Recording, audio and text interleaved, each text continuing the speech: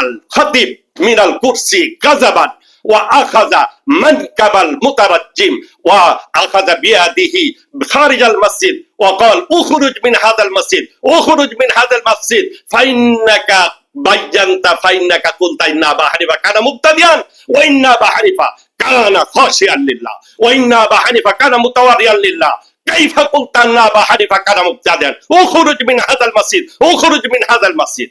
هذه هي الفرقة قد ظهرت في بنغلاديش وهم يقولون إن لا صلاة لأبي حنيفة، لا تصح صلاة أبي حنيفة ولا تصح صلاة المقلدين الذين يقلدون مذهب أبي حنيفة، فإنهم من المشركين. الذين يقلدون المذهب الأربعة خصوصا يقلدون أبا حنيفة رحمه الله هم مشركون. اليوم موضوع هذه الحلقة على عدم جواز القراءة خلف الإمام. نحمده ونصلي على رسوله الكريم، أما بعد. مرحبا بكم، أهلا بكم أيها المشاهدون والمستمعون الكرام، إخواني وإخواتي في الله الحاضرون من كل مكان.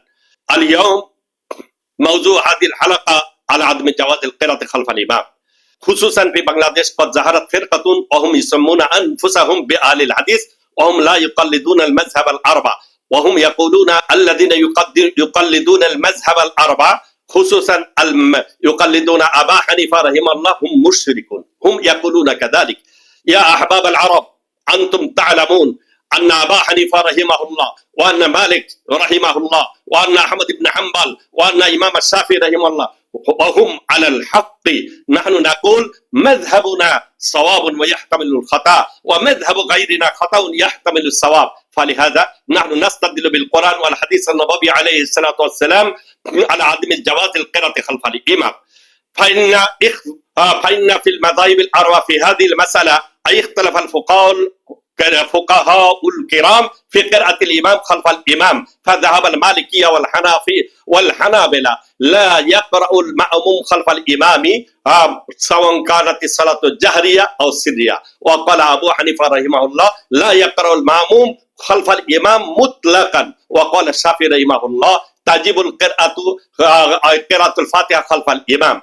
فيا أحباب العرب، فيا أيها المشاهدون والمستمعون الكرام، نحن نستدل أولا بالقرآن الكريم أن المقتدي لا يقرأ سورة الفاتحة خلف الإمام، كما قال الله عز وجل وإذا قرئ القرآن فاستمعوا له وأنصتوا لعلكم ترحمون، سورة الأعراف رقم الآية 204. وقد جاء في تفسيره عن ابن عباس رضي الله تعالى أنه قال نزلت هذه الآية في صلاة المكتوبة، كما روي في التفسير الطبري من المجلد التاسع رقم الصفحة 103، وكذلك روى ابن كثير رقم الصفحة 28 من المجلد الثاني.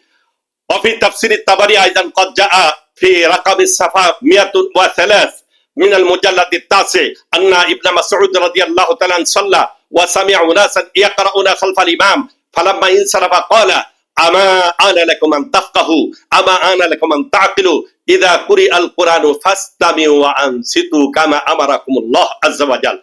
فيفهم من هذه الآية أن المقتدي لا يقرأ سورة الفاتحة خلف الإمام. وقال زيد بن أسلم وأبو العالية كان أصحاب رسول الله صلى الله عليه وسلم يقرؤون خلف الإمام، فلما نزلت وإذا قرئ القرآن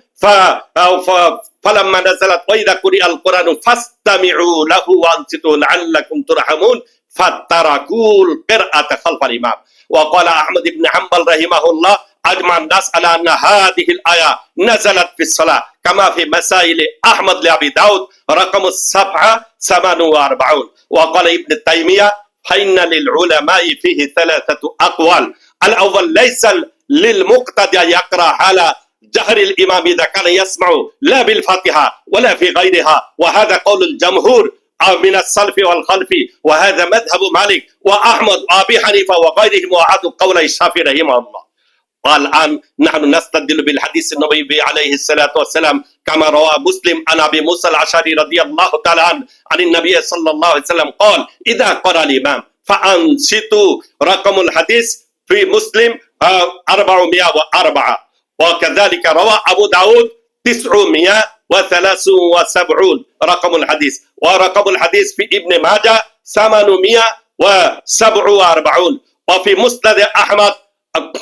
مسند أحمد 19,961.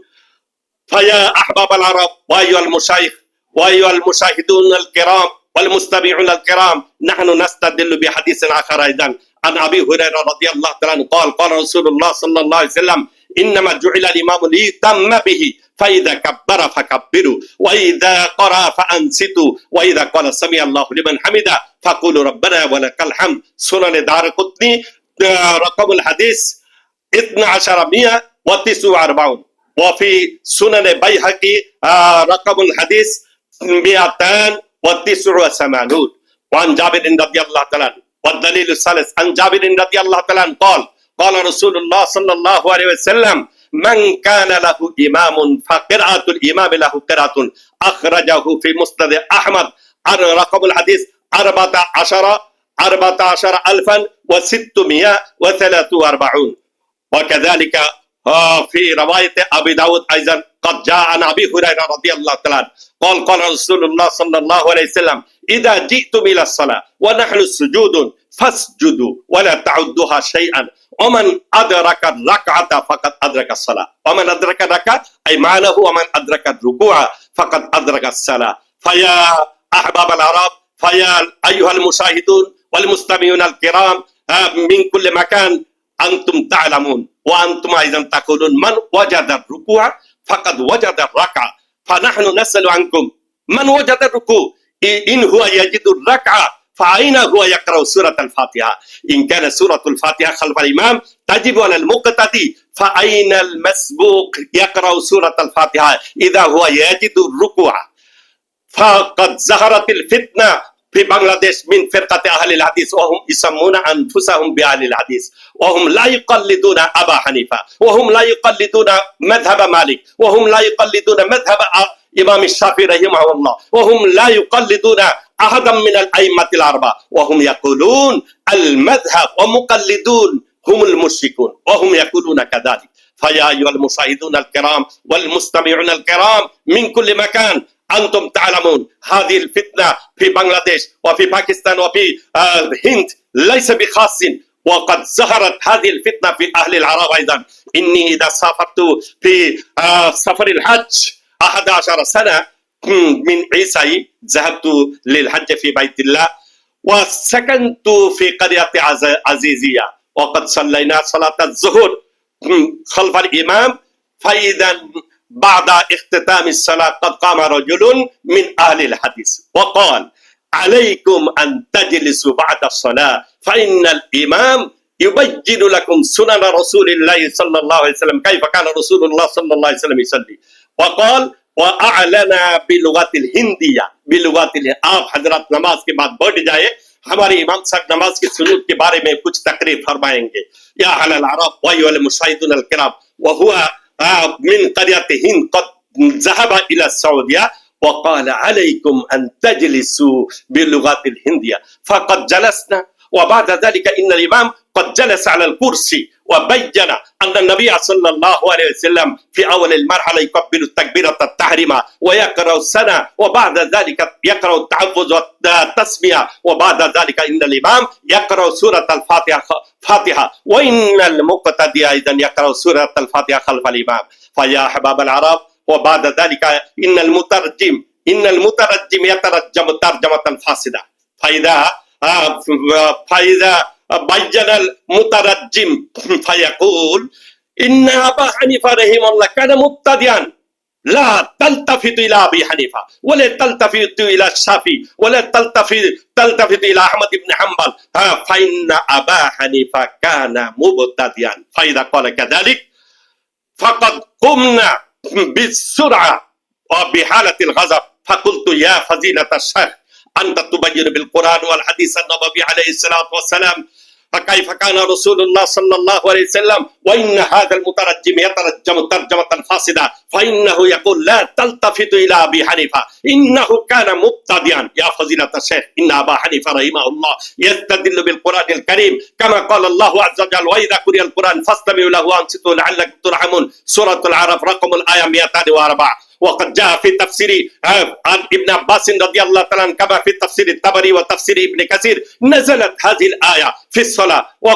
وفي رواية مسلم إذا قرأ الإمام فأنصتوا. وفي رواية ابن ماجه من كان له إمام فقراءة الإمام له قراءة. فيا فضيلة الشيخ إن أبا حنيفة رحمه الله هو يستدل بالقرآن والحديث النبوي عليه الصلاة والسلام ولكن هذا المترجم يترجم ترجمة فاسدة فإنه قد شتم في شأن أبي حنيفة رحمه الله وإنه قال إن أبا حنيفة كان مبتدئا. فإذا قلت وبينت هكذا فقام الخطيب من الكرسي غضبا وأخذ منكب المترجم وأخذ بيده خارج المسجد وقال اخرج من هذا المسجد اخرج من هذا المسجد فإنك بينت فإنك قلت إن أبا حنيفة كان مبتدئا وإن أبا حنيفة كان خاشعا لله وإن أبا حنيفة كان متورعا لله. كيف قلت أن أبا حنيفة كان مبتدئا؟ اخرج من هذا المسجد اخرج من هذا المسجد.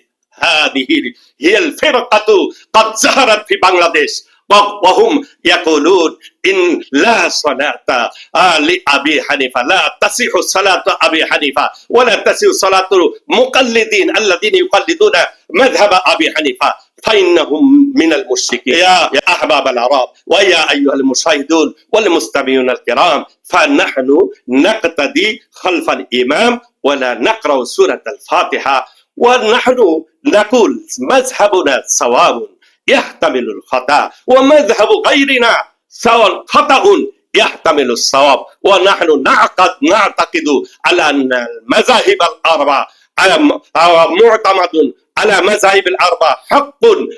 ومن يقول إن الأئمة الأربعة من المشركين فماذا حالهم؟ الله أعلم. السلام عليكم ورحمة الله وبركاته.